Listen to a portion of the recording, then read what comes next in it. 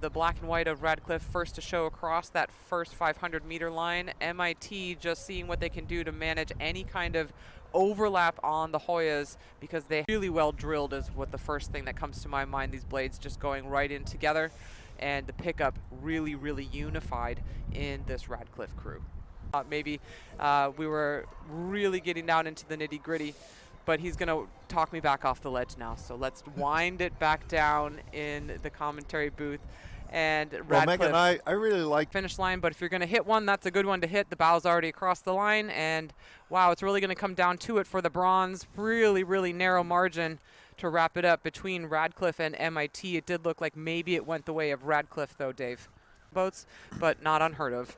Well, that Radcliffe team coming off at 41 strokes a minute made that correction automatically. They knew they were a little bit offline. They probably didn't even think about it. It was just an instant reaction to the reality of where they were. Yeah, I mean, that was a pretty good adjustment. Really long. Maybe in the choppy conditions, the other crews are rowing a little bit short, but Radcliffe seems to really be getting some good reach. And in spite of some of those little, clipping a couple of big buoys and some steering onto the line, they look like they're doing a good job of staying really in contention.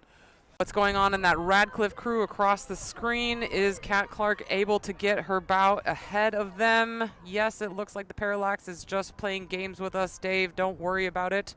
But these bronze medal crews are really charging hard on this Radcliffe boat.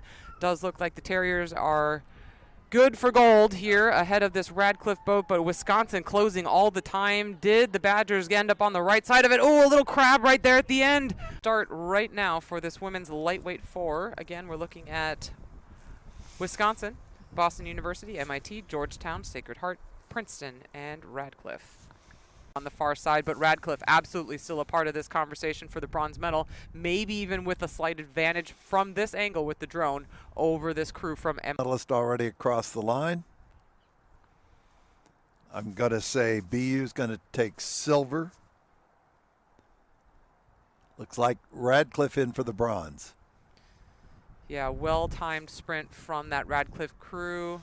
Quick start that we're getting, but of course our eyes are going to turn to the left side of your picture or the far side of the course. Princeton and Radcliffe, I think, the strongest starters, with just this crew from Stanford maybe looking to challenge from this middle lane. Looks like these three lead crews, Princeton, Radcliffe, and Stanford, rowing away with it at this stage. Been a little bit of wind down there at where the shore is not perfectly, it looks like it could create a situation. Wind getting whipped around that point. Everything is going to play out in these last red buoys here. It looks like BU also throwing down a big move over on the far side of the race course. I think they've left a little bit too much work to do.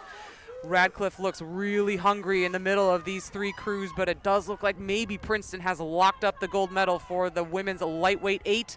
Here you go, back-to-back at women's sprints in 25 and 26. Princeton snatches the gold. Radcliffe defends the silver, and a great bronze medal for the Stanford Cardinal. The West